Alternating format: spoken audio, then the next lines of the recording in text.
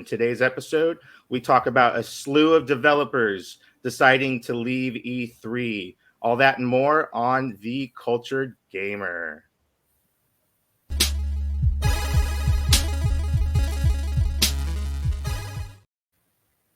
And welcome everybody to The Cultured Gamer, episode 5. I am your host, Jason Carmona.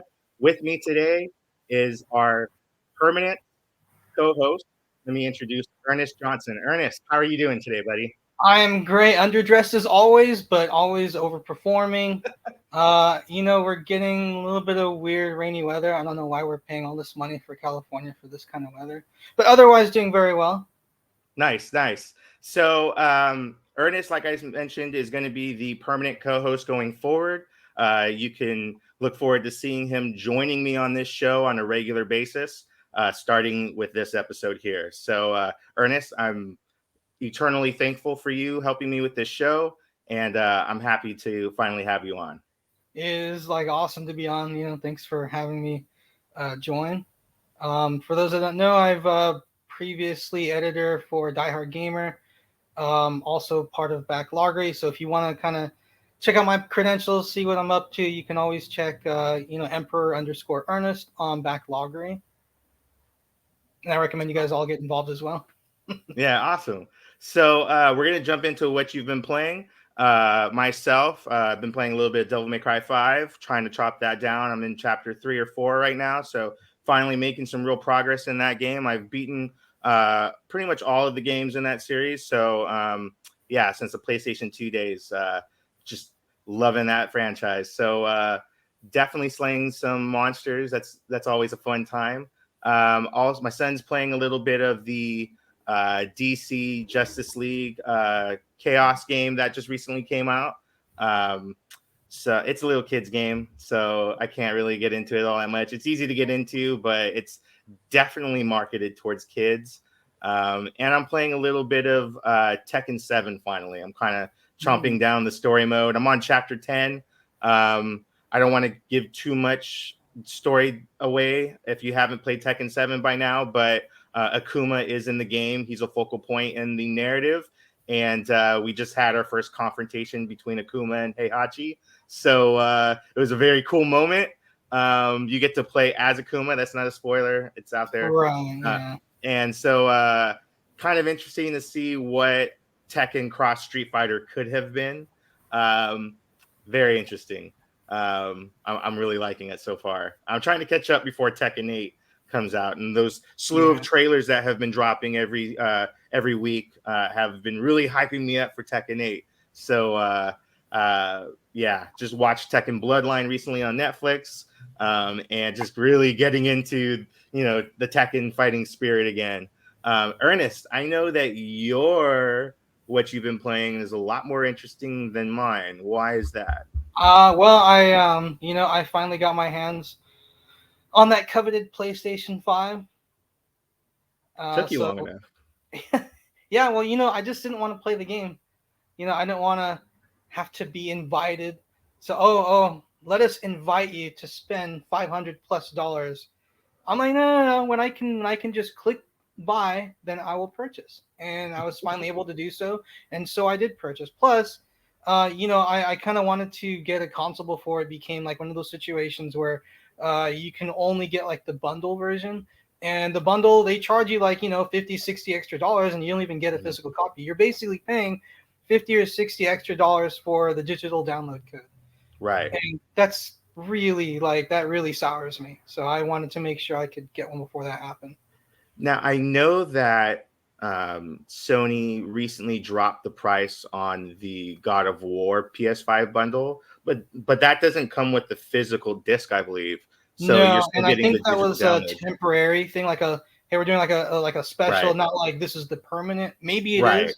I'm not 100% sure, but my understanding is that it was like there was like a little sale. A promo price. Yeah, and that's cool because these days a lot of people, like, I'd say, and I don't mean any disrespect, but I feel like a lot of modern gamers are more, they're less insulted by getting digital codes than physical copies of games, because space is limited these days, and a lot of people don't have room for all that stuff, or Definitely. They're like, they're lazy. There's pros and cons, And for them, they're like, yeah, well, I don't. Why would I need to get up and like put in the disc if I could just have it like on my hard drive? Digitally at the whim.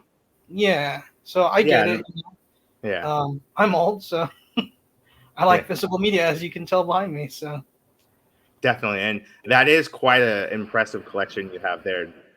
That isn't even the cusp of your collection there. no, it's like, yeah, it's tough running out of space. Got another shelf, added some, or got another bookcase, added some shelves to the existing bookcases I have, leave some room for growth.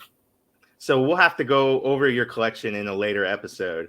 Yeah, for Not sure. everything, obviously, but just to Right, give but some people an idea of what we're dealing with here, because it's pretty vast. yeah, It's yeah. almost like walking into a museum. I mean, I'm just one of those people who like when I started gaming, I carried it with me through my entire life. I never a lot of people, not everyone, a lot of people had periods of time where they're either kind of just got out of gaming for a little while, or they got like over it, or maybe things financially happened where they had to like sell off select chunks of their hmm, what I mean, of their collection. I never went through any of that stuff. I held on to most of my collection, and being a physical gamer, um, I just kept collecting, and it was really important to me that I have my display, display. yeah. So, what are you playing on your PS5 right now? Are you taking advantage of any of the PS5 free upgrades for the games? I mean, honestly, like that's really what I'm doing. I'm kind of tapped after buying a PS5, and so I mean, realistically, you're playing a lot of PS4 games that are like, Hmm, taking advantage of the extra processing power. With hmm, that little money that I did have left over, I had to buy external hard or SSD hard drive. So currently waiting for that. Checked out Astro's Playroom to kind of check out those dual sense features. hmm, Well, look, I have to be honest. I know everybody really loves the DualSense, and I do as well. But I feel like the controller, it's really well made. It feels good, feels high quality, but it's a little bit on the big side for me. A lot of people like that. They're like, oh, I like that. It's a little bit larger. It's heavy and sturdy, but I don't know.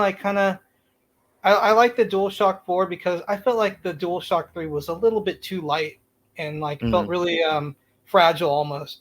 And I the DualSense features are really cool, but I have two issues. One, I mean they're cool. I don't think they're like super super amazing. Like it's cool how you can pull the triggers and there's resistance, but I feel like I'm gonna break those things that they're gonna wear out. And it's a Yeah. $75 controller, which has me concerned. I don't have any drifting thumbsticks yet, but I'm worried about drift. Um, and I'm also worried that there were a lot of features that the DualShock 4 had that I can barely think of any games that really took advantage of a lot of them.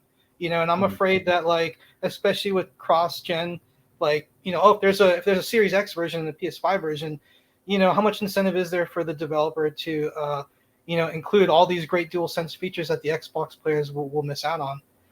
I Definitely. don't know, maybe that won't be the case. Maybe they'll totally take advantage of it and it'll be awesome. And I hope that that's the case. But I'm an old gamer. I'm kind of prickly. I'm always like thinking kind of on the line of realism and kind of, I don't know. I don't know if devs are going to put in those extra resources for that just for the heck of it. Well, we'll see. Hopefully they do.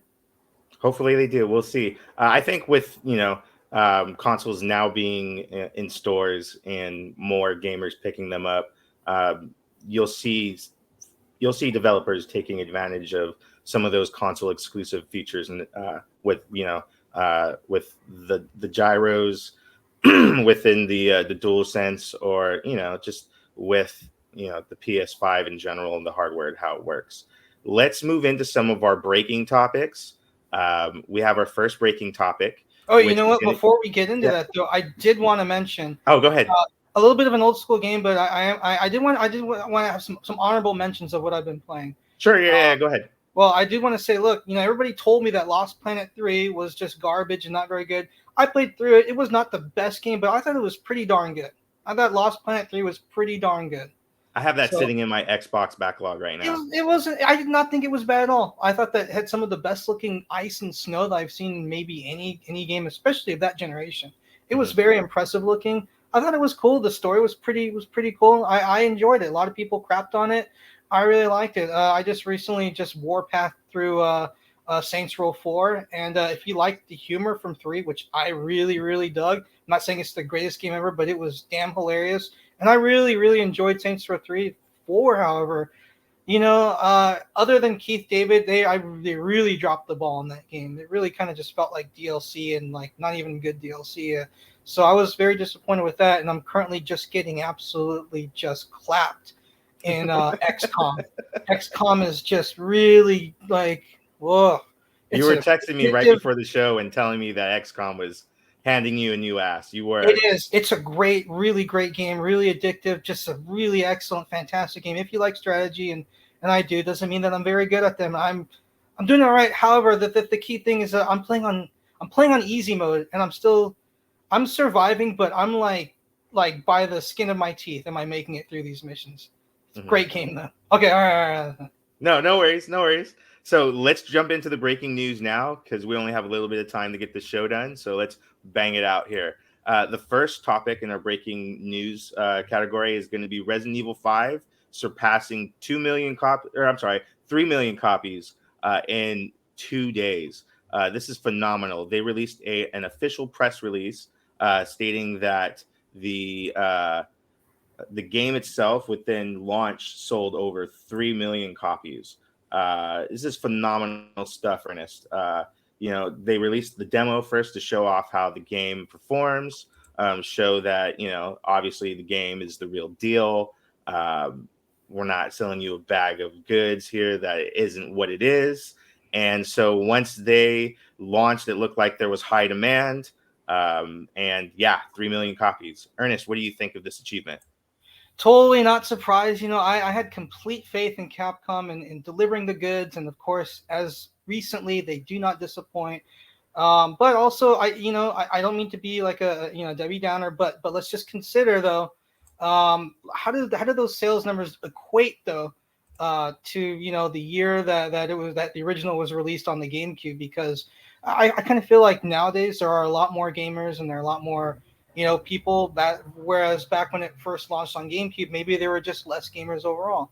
I feel like those numbers just increase, like how they were saying, oh, PS5 is like, it's like Sony, this quarter is selling Sony's like best quarter ever for console sales, but there are also more people buying consoles compared to when, I don't know, the PlayStation 2 or PlayStation 3 launched.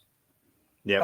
But that, again, taking nothing away from this awesome achievement, well deserved, because it looks like they kind of um, you know, um, I don't want to say they addressed the issues with the RE3 remake, but it looks like they didn't stumble kind of like whereas they did with that one. So this is really Right. great to see. Just awesome, like bravo. Yeah, and I think this really helps too because they had those two games to kind of nail this RE engine perspective down. Mm, Obviously, they had already mastered the first person perspective with 7 and 8 Village, and with Resident Evil 2 and 3 that still uses the RE engine, and it switches from the fixed perspective to the third person perspective that was seen in the 4, 5, and 6. And so they had those last two games, 2 and 3 remake, to really hone down and perfect it. So when they finally got to 4, the first game of the franchise that actually uses that perspective, they really can nail down the inefficiencies that they experienced in those first two games. And 3 million really speaks to the volume of demand for that game to be remade into an iteration that takes advantage of the current hardware, your yeah. new PS5, um, and Well, I Xbox mean, Series X. that is true, but I also feel like Capcom had less.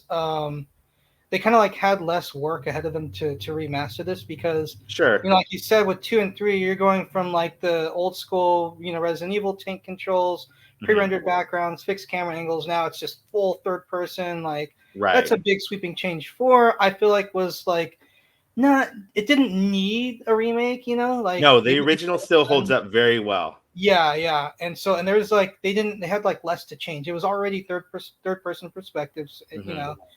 and it's just, again, it just doesn't matter. It's amazing. Takes nothing away from it, but a lot of people are kind of clamoring for a Code Veronica. That could maybe That might be the next one to get. it's like the bastard child though of the series for some reason.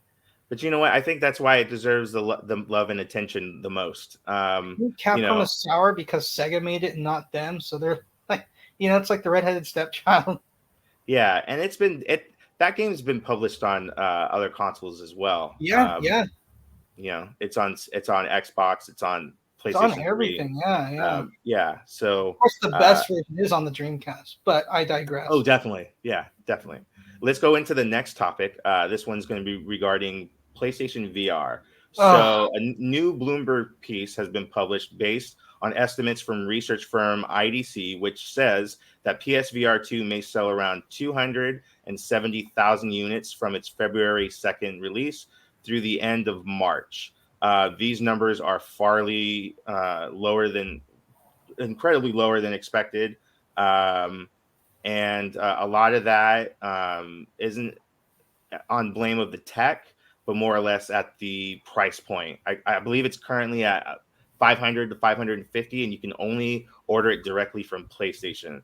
Um, Ernest, what do you think about this news about PlayStation VR not doing well and selling many units at launch? I mean, it's like, yeah, where do I begin? I mean, first of all, let's just, this kind of, plays into Sony's arrogance by like, VR at this price point, why would you not try to get it in as many hands as possible? People want to pay for it.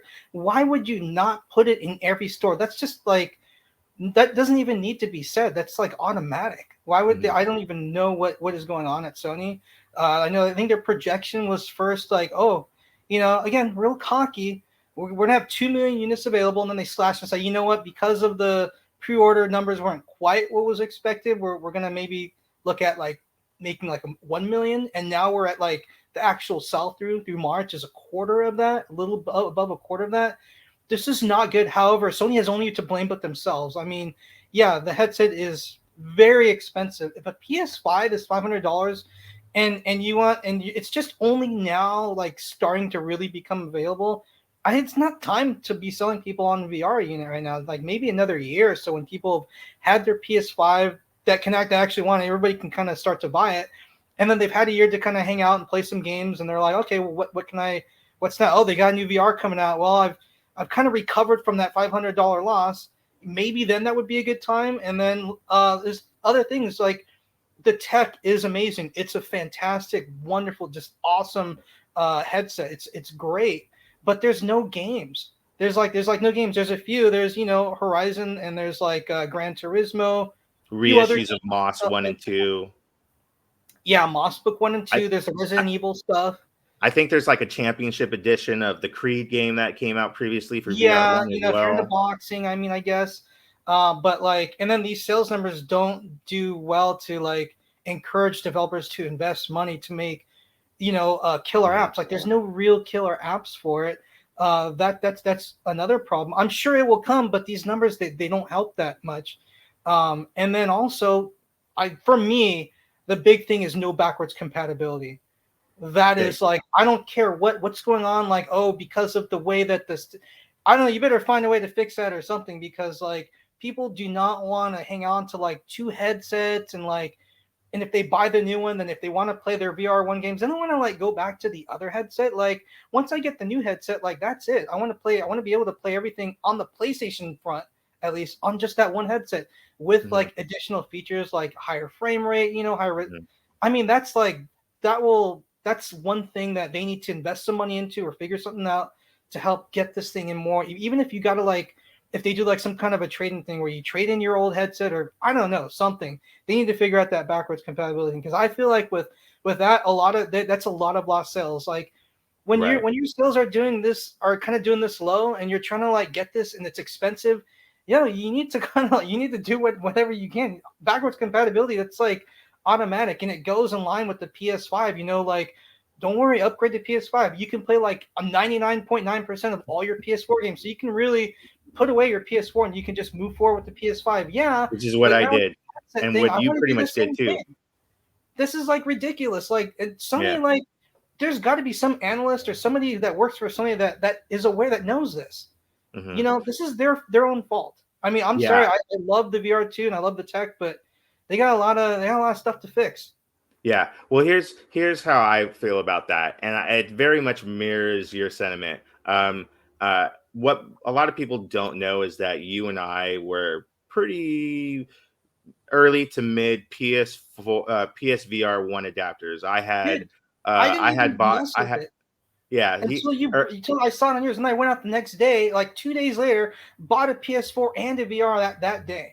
right. So for people that don't know the story, Ernest was still on the last gen of that generation. He was on Xbox and PS3, and he was adamantly not ready to buy into the PS4 until I brought my PS4 and I had just bought a PSVR one set, and I was like, dude, this is gonna change your perspective on gaming. You're gonna buy a PS4 after this, and he's like, nah, nah, nah, but go ahead and bring it down. So I brought it down, and he put the headset on and literally took it off, and looked at me as if it was like deer in the headlights moment, like, what did I just experience? And from the next day, he went and bought a PS4 with PS4 Pro at that point. So that was probably like a Yeah, three, four yeah, hundred dollar system.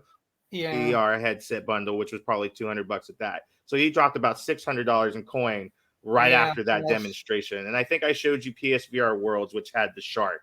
I think we had just done the shark Yeah, and demo. I saw like the imperfections of VR, but the effect itself, even though it's a the general VR effect was just, it was like the next step. It's like going from Super Mario World or Mario Brothers to Mario 64. That kind of, this was like that kind of a jump for me, and it showed Mhm. me the potential with this type of technology.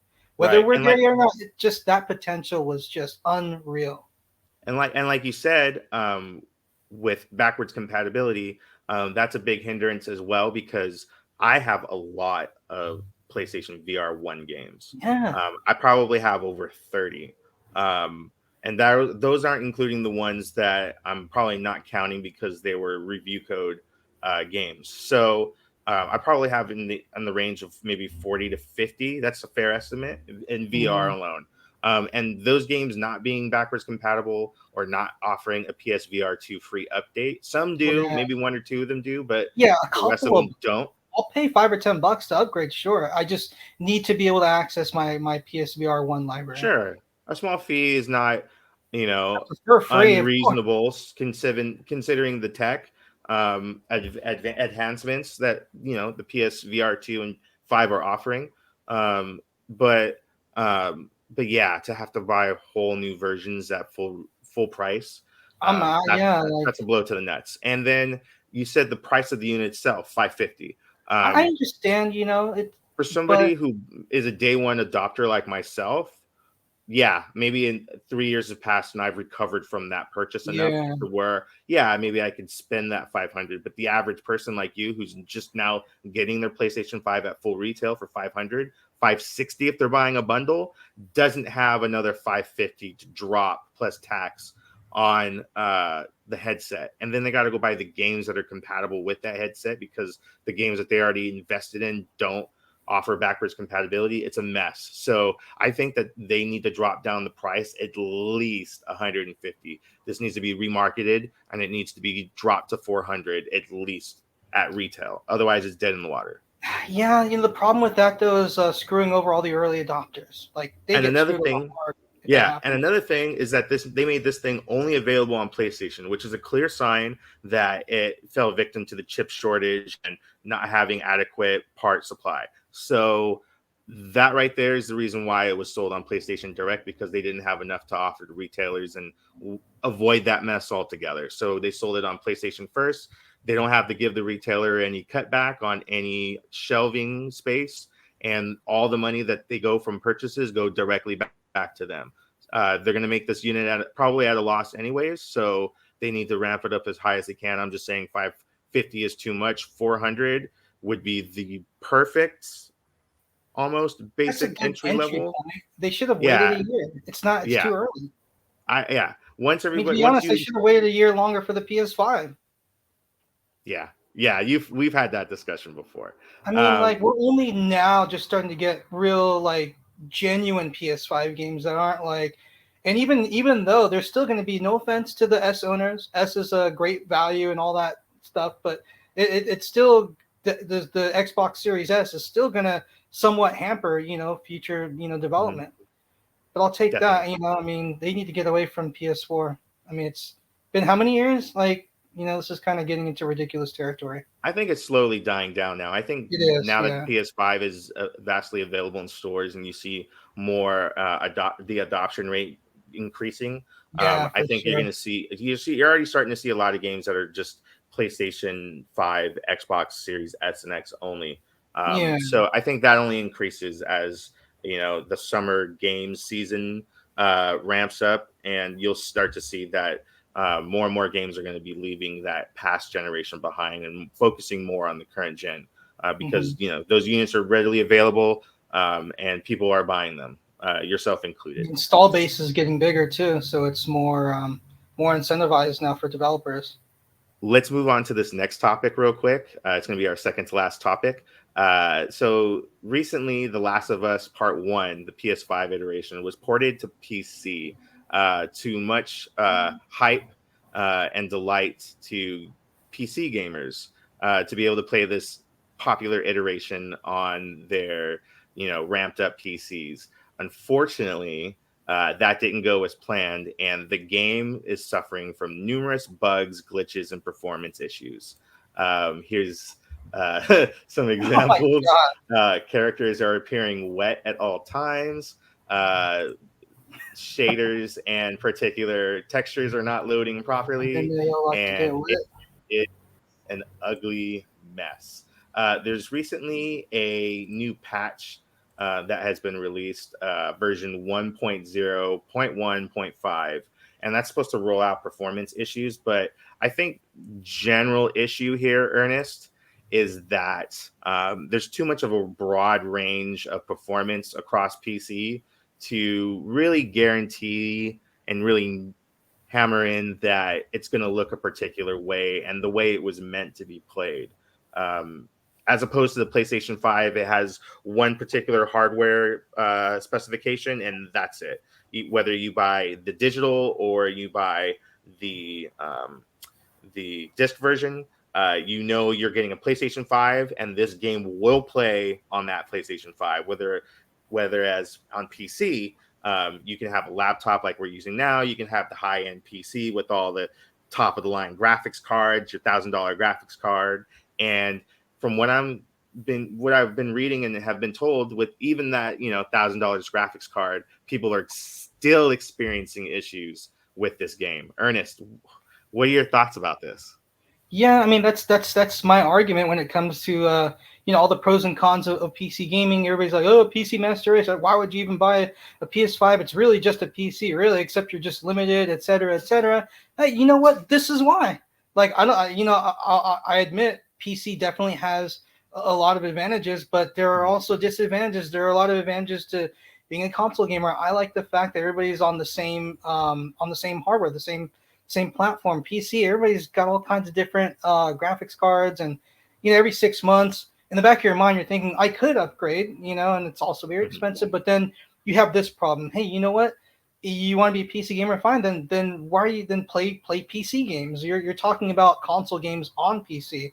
I mean, Sony throws you a bone, which they didn't have to do. And I feel like, well, at the same time, though, it's kind of embarrassing for Sony to do that and then Mhm. release a game in this state. I would understand this from like Ubisoft or something like that, but from Sony, it's pretty embarrassing. But it also shows that just because you have a super monster PC with max settings and max specs, still you still get that what I call like the PC effect, where there's always something going on. There's always something wrong with like a driver, or yeah, it works with this graphics card, but if you're using this one, even though it's a powerful graphics card, there's certain kind of compatibility issues with this Mhm. game. Not so much with that game or that game, but for this game, it like runs weird. Or even though everything is great, you're like max settings like 120 frames per second, but you get these hitches and these little skips and little like just little things to remind you that you're playing on a PC. And like on PS5, yeah, sure, I'm not playing at 120 or whatever, but you know what? It's like, I don't know, it's just a more like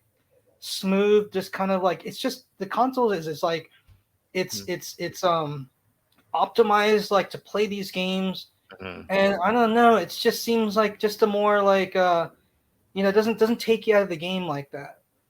Right. Like Well, yeah, here's the see, thing. Those things these happen. games are built for that hardware. So That too. Even everything though, yeah. else is a port. You and I have had this discussion during the Xbox generation that most of those games were built for Xbox 360, and when you start porting them to other hardware, that's when you start having problems. And this is what that is. You're Yeah, porting even it if the to different PS3 is hardware. capable.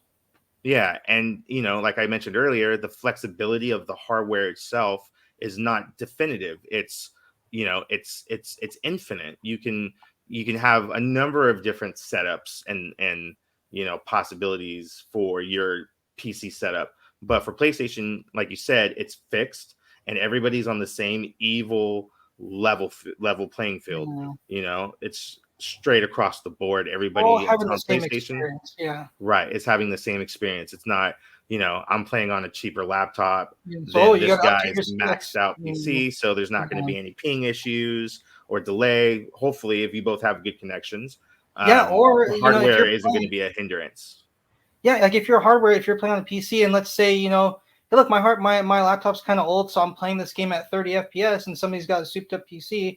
If you're a competitive gamer and he's playing at 120, that Mhm. does frame rate does affect gameplay. So that does give that person an advantage. It's not necessarily an even playing field. So but then again, that's again, if you're a competitive gamer, and a lot of PC gamers like to play a lot of online multiplayer games. So I don't know. Honestly, it's a world that I'm not really like part of. I'm pretty thoroughly a console game. I grew up playing both. I had a PC, had all the consoles and stuff, and I like both for their strengths and their weaknesses. But these days, it's like it's a lot more.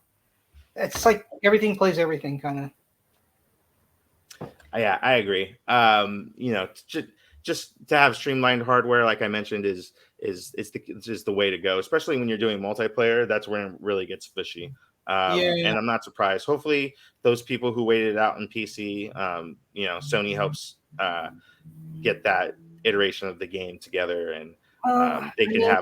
have the experience that most of us have enjoyed on since PS3. Yeah, honestly, Last of Us, it'll be all right. It's gonna get fixed. If PC players have been waiting this long to play The Last of Us one, you likely, if you're part of any Steam sales, you got other games to play. Like by the time you come Sure. back and check back in, it should be like beautiful. It should look immaculate by the time it's all said and done. So Mhm. all joking and aside and everything like that, it's gonna look bomb. Eventually, just gotta wait. That's what I do. I don't buy $70 games. I wait. Oh yeah, yeah. You and I are I the got a same. We backlog. don't buy retail $70 games. If it's not a review code, I'll usually wait until it's like in the 30s to 20s, Usually, yeah, depending on yeah. the title. Depending Um, on the title, though, yeah. yeah. Let's move into this last topic for today. We're going to talk a little bit about E3. E3 is obviously one of my favorite events of the industry. I've been to 16 since 2021, and I love it. It's evolved over the years. Some people like the evolution, some don't. Um, I remember the days of when it was just about press and retailers before the general public started being able to attend. I think that was the real downfall of this event. I think having the public plus, the internet's kind of changed a little bit. People can get their information from outside sources. Nintendo left long ago and started doing their own little Nintendo Directs instead, which seemed to be working very well for them. Sony left shortly after that, and they started doing their state of plays, which are pretty much mini presentations that end up on YouTube. They last about 15, 30 minutes. And they just talk about a slew of games. Xbox recently announced this year that they were also leaving E3 in favor of their own event. They have the Microsoft Center or Microsoft Theater right across from Staples Center or cryptoarena.com, I think, or whatever now. So that is where they're going to be going. So they won't be in the E3 halls anymore. And last week, Ubisoft announced that they weren't going to be attending the event after recently announcing that they were about a month ago. So they quickly recanted and stated that they were not going to be going. And so now it looks like two more developers have decided that they will not be going, in Sega and Tencent. Tencent and Sega both announced that they will not be attending the show in any capacity. For those who have attended in the past, Tencent has a share in Ubisoft, but they do not share booths. They usually have their own booth demonstrations, Tencent having their own series of games that they support and sponsor and show those games off. And the Ubisoft usually has their own booth with all of their franchises. So they usually don't bleed into each other or even connect. But Tencent does have as a shareholder within Ubisoft. So that was kind of seen coming since Ubisoft dropped out. Another post kind of went online, reporters and whatnot, people in the industry talking about hearing rumblings at GDC about developers not knowing if there was going to be an E3 this year, that their companies had major doubt if they were going to go show up to the event as originally planned. The Repop president announced their resignation a few months ago. And so, yeah, this is looking like a huge mess for E3. And Ernest, what do you think this means for the show? And does the show even proceed at this point? They've already lost Nintendo, Sega, PlayStation. They've lost Tencent. They've lost Ubisoft. What do you think? What do you make of this? It's really sad. I mean, I'm sorry. I don't mean to be, again, I don't mean to be offensive or disrespectful or anything. But look, my personal opinion of everything I've ever said could easily, completely, totally be wrong. But I think it's done. I think it's over for E3. It's there's no going back. I've been going to E3 again when I was editor for Die Hard Gamer. I would always attend as press, and so I got to see how E3 evolved over the years. It pretty much, like you said, it started off. It was a trade show. It was only for press and retailers, and so because of that, it was originally an offshoot of CES because the right, video game everybody would portion go of to CES CES. got It would so be big summer. that they spun it off. Yeah, there would be summer and winter CES, and then E3 came, and then one year it was out in like Florida or something, and everybody complained, and people didn't want to go, so they brought it back to LA, and then that's when it kind of cemented as like the new big trade show, at least in America for video games, because Japan always still had the Tokyo Game Show, which was really big over there. But for here, and all the developers, they had all these really great elaborate booths, and they give you all kinds of awesome free stuff. And then like after a few years, then they started having like GameStop employees and stuff could start going. And then the booths started being like not very impressive. They wouldn't really give you any stuff anymore because Mm-hmm. if you had to host 500 people, that's one thing. But then when you go from 500 to like, just for example, say 5,000, well, that money has to stretch a lot further, and you find less value in it because you can't really show any real secrets if just people at GameStop can get in there. If it's only press, then you can reveal more. And when they Mm-hmm. stopped being able to review stuff, it stopped being as coveted and important. And then people started kind of saying, you know what, maybe we'll just go to the Kentia Hall or something like that. And it was like, we're not even going to go to E3. And so publishers started like kind of dipping. Once Sony, Sega, Nintendo, and Microsoft were out, and Square and Capcom and company, it's a wrap. That's done. I mean, they Mm-hmm. can still have an E3 and call it that, but we all know it's not really E3. Right. And just to note too, it's not that these developers are leaving other shows either that are similar to E3, like PAX, or other trade shows. I mean, So there's still it's CES, yeah. clearly an issue that they have with the management running this event, because they're not pulling out of PAX, they're not pulling out at Comic Con, they're at these events. So clearly there's a disconnect happening between the ESA Read Pop and the event, and how it's run. I think this started happening when, like you said, when more of the public and people who really don't have a business being at this event were Yeah. allowed to be at this event. And it really started to taint the experience because you have people who don't know how to behave at these events, Yeah. and they're running to booths They're to clogging try up to all the be lines first to in check out line. games. Like I get that, but it's a little crazy. I remember when E3 when the Switch debuted, everybody's just running towards the booths like maniacs trying to get in line. And it's like, I have come on, some great guys. memories It's from like, E3. so do I. I have I remember tons of seeing the great memories. GameCube for the first time. I remember seeing Zelda Wind Waker for the. Mhm. I so many great memories, you know. Right. Yeah, some amazing So, memories. And then not only that, but the friends that you make along in the industry all yeah, meeting at those the one place. adventures. That's an Nothing like experience E3 that can't be adventures. replaced, just the Yeah, social yeah, element of it, seeing yeah. friends that you haven't seen that live far away and Yeah, whatnot everybody from different states coming, it across was the so, globe.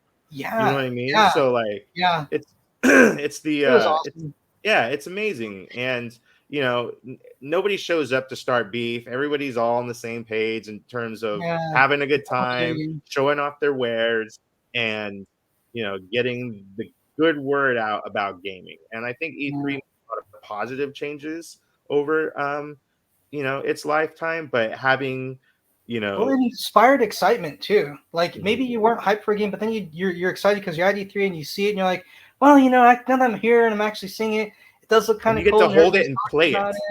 you Yeah, know or you're like, I don't get it, but I know that when this comes out and I get home and I sit down with it and I like play it for real, I'll be able to really absorb it, and Mhm, it generates excitement and buzz in the industry. It's a good thing. I felt like.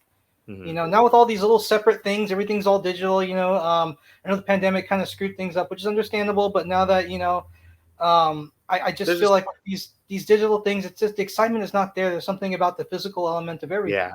There's a level of hype that's gone and Yeah, dissipates when you have these digital one notes, yeah, and having everybody there excited about the games, the press covering that everybody's excited about the games, all the people having a good time looking at yeah. all It the makes you stuff. more excited than you normally would be. Exactly. It's a synergy there that Yeah, the industry needs, and I think has yeah, been lacking in the last couple of years since we've been totally. dealing Yeah, with COVID and haven't had these events. I know that everybody wants to move to digital, but I think with what we're seeing right now with the streaming aspect of things, I think we're going to see within gaming as well. There's going to be like a wall that's hit, and it's like this is as far as we can go with streaming, and we need physical to a certain point, you yeah. know. We're at diminished Uh, returns.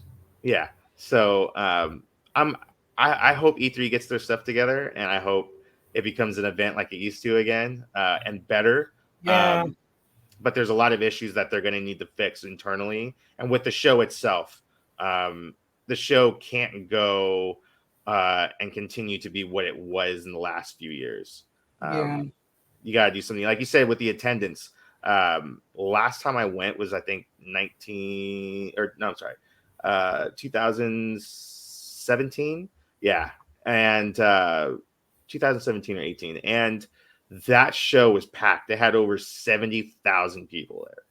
And so they on the first couple of days, it's media, press only, industry, and then the last couple of days they let everybody in, and that's when it Yeah. shows.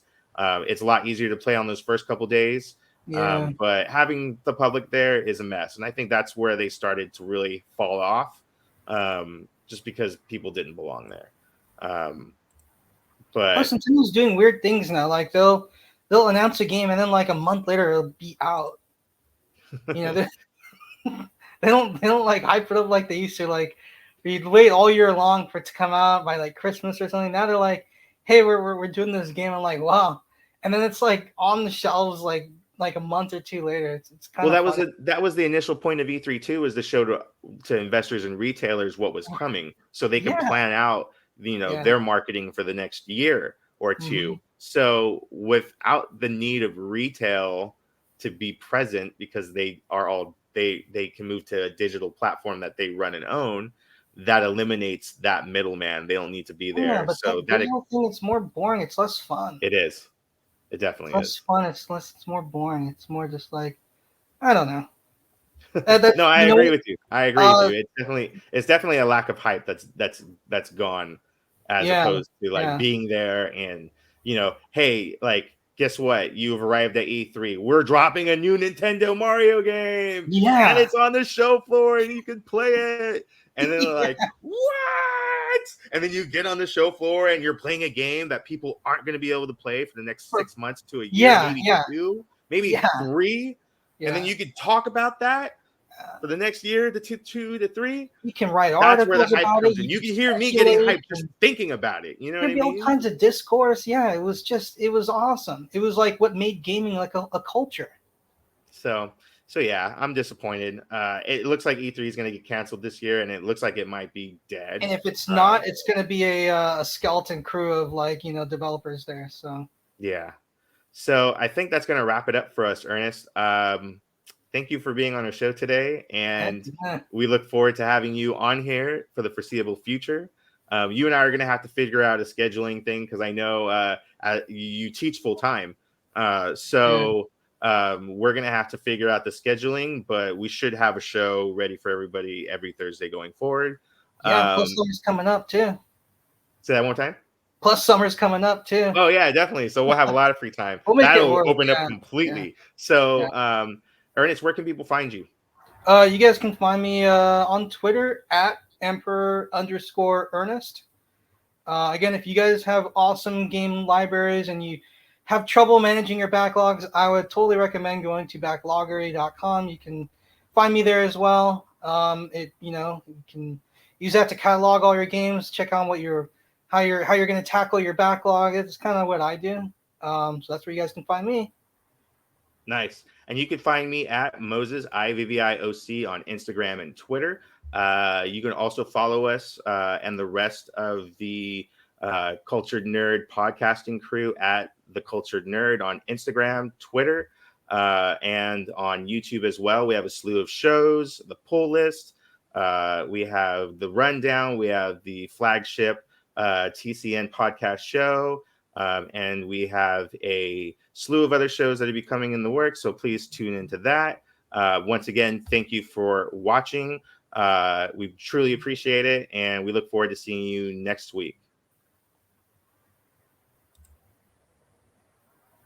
If you want to contribute to the show, you can also follow us at patreon.com/The Cultured Nerd. You can look for this show's tier and support us individually. Or if you like some of the other shows that this channel has to offer, you can also support their tiers as well. We truly appreciate any donations and contributions. It helps keep the lights on and the shows running. We want to thank all our Patreon supporters, Wesley, Ashabek, Connor, Anna, Salib, Oscar, Craig, Mitch, and Steven. I want to thank my co-host today, Ernest Johnson. Ernest, thank you so much for joining us finally. We look forward to having you on the show on a regular basis in the future. Our logo and design was created by Jose Navarro. You could follow Jose at Navarro and Jose M. And we want to thank Michael Melillo for the intro graphic design.